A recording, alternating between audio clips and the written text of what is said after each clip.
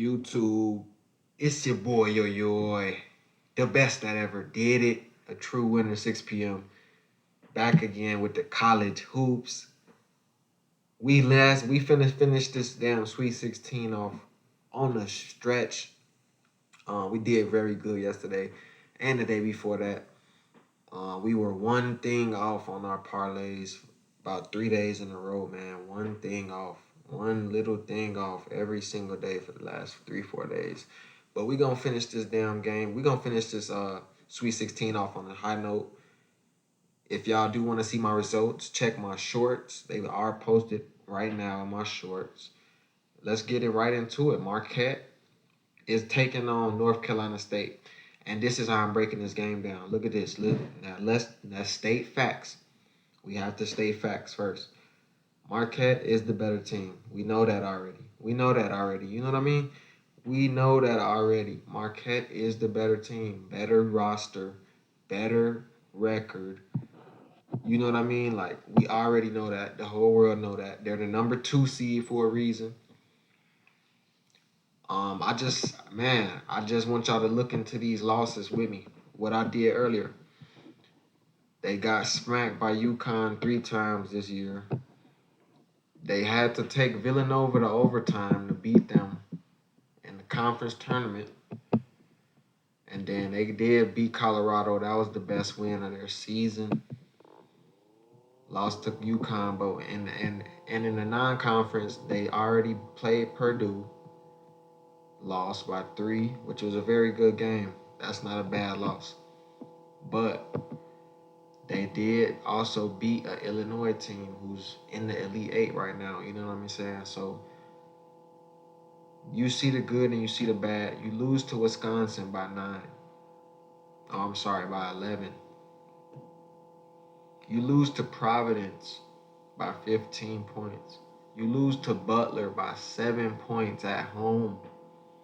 You know what I'm saying? Like, and I looked into all of these games, and the problem with this team, they cannot shoot the 3 ball that well, and they're not rebounding.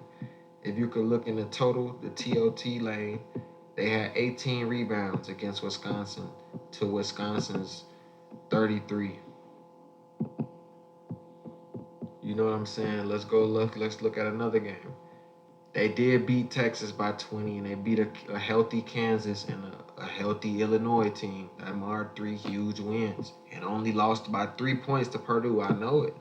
They pretty damn good, man. They beat Creighton by 5, and then they took a loss to them as well.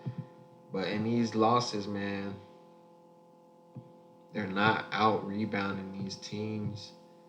They're losing the first half, and they're not shooting the 3-point at a high clip.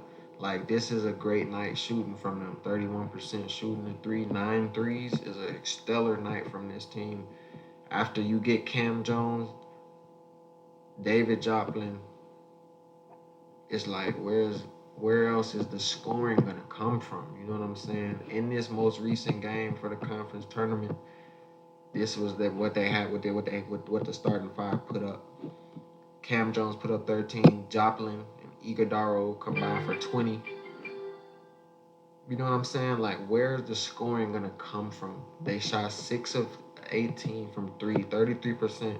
Pretty decent. Their season average on 3-pointers, but when you only making 7 or 6, 7 threes a game, you're not gonna win a lot of games going against a team like Purdue or Connecticut that's shooting at least, you know what I mean, 25 plus threes a game. They already played Purdue, and then they lost by 3. You know what I'm saying? This is what happened when Purdue and Marquette faced off.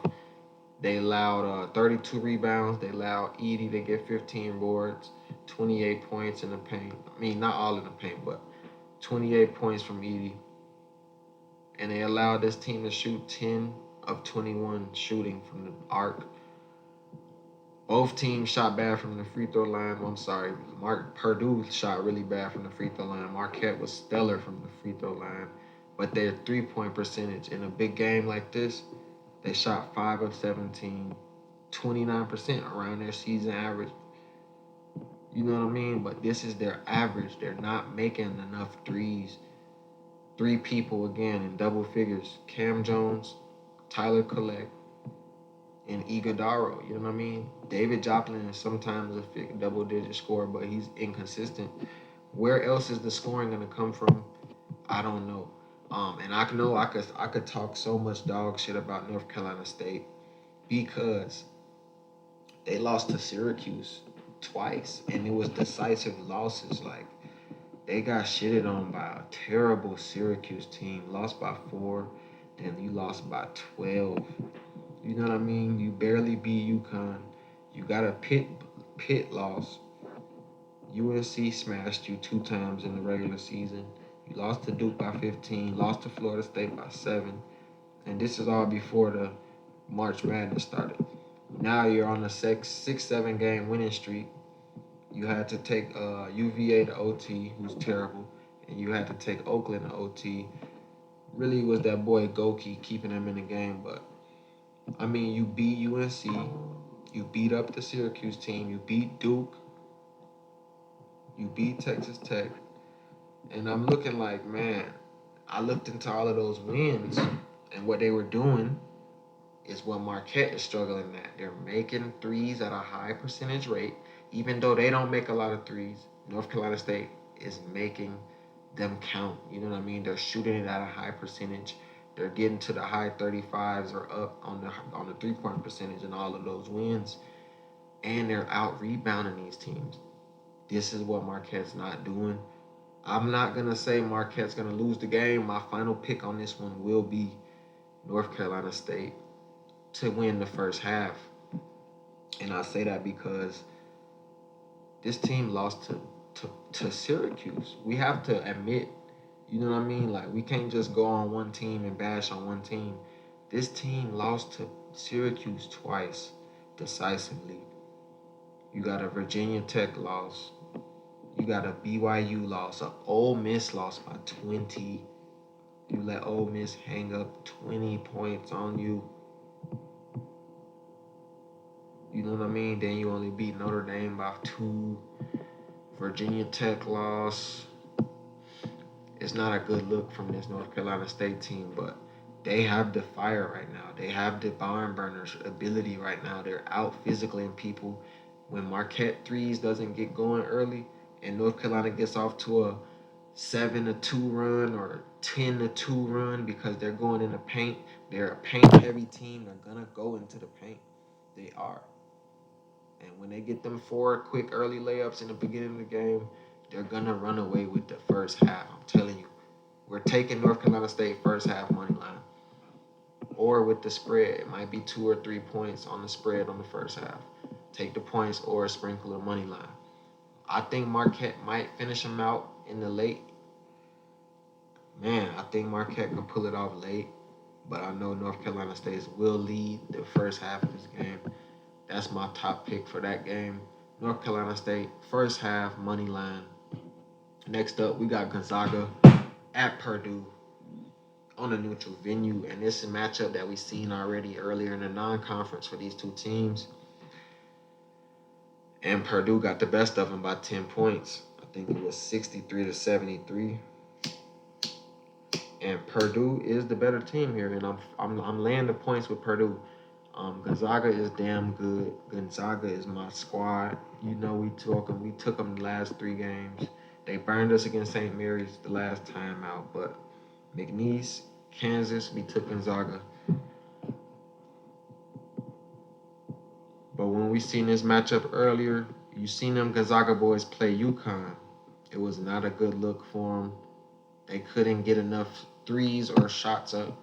When they played UConn, it was 45 at half, 45-34. Not a good look. Gonzaga, look at the top scores. 15 points for Nembhard and Anton Watson, 20 points. Graham Ike, who's their another leading scorer, he only put up 5. You know what I'm saying? Against a top team when you need them most. San Diego State, a team who already got bounced out. San Diego State led the first half. Gonzaga instantly. And look at the rebounds, too. San Diego State had 31 rebounds. Gonzaga had 30 rebounds. You know what I mean? They got out rebounded by 1 rebound. Nembhard put up 15. Anton Watson and Graham Ike hooped, put up 20. That's more like it. You know what I'm saying? And that was still a 10-point loss. They shot 5 threes. I mean, they made 5 threes. Free throw percentage was pretty decent, 76%, 42% from the field. They allowed these boys, San Diego State, to shoot 50% from the floor, 8 of 25 from 3-point. And you know what I'm saying? When it matters most, this is what happens. When they play Purdue, they only got a 4-point win over UCLA, who's terrible. Purdue beat the dog shit out them boys. At halftime, it was 30-35 Gonzaga lead, and then they couldn't hang and ended up losing by 10 points. Gonzaga and Fletcher Lloyd was 0 of 6, 2 points in this game. He usually scores more than 2. 4 of 17 from shooting from 3. Awful shooting day from Purdue, and they still won by 10. Imagine when they don't go 4 from 17. Gonzaga shot terrible as well, 6 of 32, but they were also terrible from the floor, 38%. 13 turnovers. They had 12 steals. That was a great defensive effort from them, but they're not getting enough rebounds. 31 rebounds to Purdue's 38 rebounds. You know what I mean? Getting out-rebounded again. And you just not, out of them 3 scorers, Graham Ike, Nembhard, and Anton Watson, who else is going to do it? You know what I mean? Purdue, they have the depth to blow these boys out. I think it's going to be a blowout. It's going to be something like that UConn game we seen yesterday. Give me Purdue. I'm laying the 6 points. They beat them by 10 already. We just need them to beat them by 6. And I might scoot this up to down there like 7-8 points for the extra value. Give me Purdue on the spread. Next up, Duke, Houston. And I know the camera is damn near cut off. It's for, you know what I mean? We already went over that. The camera's supposed to be like that for a reason. Let's keep going though. Duke, Houston. Houston is going to win the game by more than 5 points. I'm laying the spread with Houston. And here's why. Duke, they don't have the depth. Duke is not this spectacular team that they used to be. You know what I mean? With Coach K, they're losing in these big-time games. Like, they lost to Georgia Tech, Arkansas, back-to-back. First of all, let's get that out the way. They had one of the easiest non-conference schedules. They started off with Dartmouth. They lost to Arizona, beat Michigan State, Bucknell, LaSalle, Southern Indiana. You know what I mean? Like, their wins are fluff. Then you lose to Arkansas and Georgia Tech consecutively, and then you go on to beat Baylor and Syracuse. Like, Baylor is your best win all year long. You beat Clemson, who bounced Baylor by 1 point. You know what I mean? Like, it's not really, like, I'm not really confident in this team like that. Pitt beat you by 4. Wake Forest got you by 4. UNC got you by 5. And then in March, you lost to NC State by 5. Laying 11 points. As an 11-point favorite, you lost by 5. Then you got 2 easy draws. James Madison was an easy draw. They're not a tournament team. Come on, man. Now you're going against Houston. It's not the same team as Vermont and fucking and James Madison. This Houston team is 32-4. They're putting up 100 points if they got to. You know what I mean? Like, they're usually a low-scoring team. We know that. But they will put up 100 points if you push them to the edge. You know what I mean?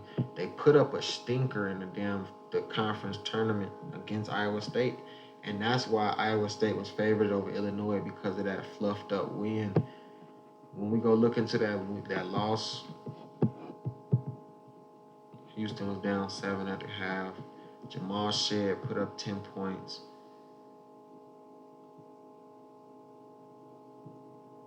Francis fouled out. There was a terrible showing. 4 of 22 from 3. 27% from the floor. That was the season low in points, everything. Before that loss, it's just straight excellence. You know what I mean? Phew. Straight excellence. Kansas beat them boys by 30. Beat Baylor in OT. Cincinnati shitted on them. Oklahoma, you shitted on them by 2. Texas shitted on them. Kansas, you lost to them. You know what I mean? Like, look at their wins. Look at the losses. You lost to Kansas. You lost to Iowa State twice. Lost to TCU by 1 point. And other than that, man, they got a Utah win, Dayton win in the non-con. Utah's a damn good team. Texas A&M, you beat them again. Come on, man. This team is for real. This team is legit. I don't think Duke's ready for this team. I'm laying the spread with the Cougars. Give me the Houston Cougars later 5 points. Next up and last but not least, let's finish tonight off with a Tennessee blowout. We had Creighton in the last game. Yeah, they did the damn job for us. Came back in overtime, went to double overtime with Oregon, and we had the over in that game and the Creighton money line parlayed up, and they just did the damn thing in overtime for us, so we cashed. But this is where we jump off the Creighton train. We know they should have beat Oregon. Oregon was sticking it up with them. I think Tennessee is way better than Oregon and way deeper. The bench depth for Tennessee is crazy. They don't have super crazy bench, but their rotational players play their role. They know how to get Connect open. They know when he's doubled. They know how to move that ball with Ziegler. Man, this Tennessee team is too deep, too strong for this team. The Big East loses in this matchup. The Big East will lose this matchup of the SEC. Give me the Tennessee Vols. This should be like around 6-7 points. That's disrespectful line for Tennessee, actually. I'm buying this up to 6 points. Buy this up to 6 points, man. This is going to be a blowout. I might take this shit even at 10 points, man. Put Tennessee on a fucking 6 point spread. Get your extra value. They're going to win the game by more than 6. This is a disrespectful line to Tennessee. Creighton's not that good. Come on now. Creighton's not that good. Like, you can't get past UConn. You know what I mean? Like, you're playing UConn and you're playing Providence, struggling with Villanova's. The Marquette win is pretty good.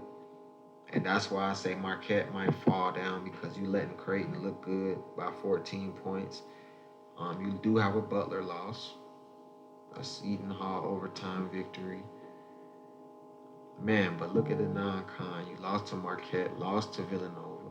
Beat a good Alabama team, man, but you lost to UNLV by 15. Lost to Colorado State by what, 21?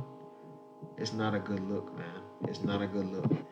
It's not a good look, Creighton. I know you're fraudulent. Tennessee is finna beat the dog shit out of you. If you're losing to you're losing to Colorado State by 21. What you think Tennessee about to do? Give me Tennessee. I'm laying the points, buying up the points, and we gonna cash out today. Smash the books. Leave your boy a like. Leave my boy a sub. Comment your top 3 picks of the day. I want to see y'all winners. Comment y'all. Man, if y'all been on the streak, let me know. Comment how y'all been doing. We want to keep all the good vibes going. And y'all already know we cooking up the parlay. On my parlay, I'm going to do a 4-leg. All 4 games. I'm going with North Carolina State on the money line in the first half. Next up, we got Purdue. I'm laying the spread. Lay the 6 points with Purdue. And then we got Tennessee on the spread. And Houston on the money line. Just money line Houston. Money line Houston and buy Tennessee up, and that'll make up for the Houston spread. Just put Houston on that money line. Buy Tennessee up to about 6 points, and then we call it a night. That's my top 4 picks of the day. If we go sweep this 4 picks, I will cash out somebody $20. It's your boy Ayoy. Till next time.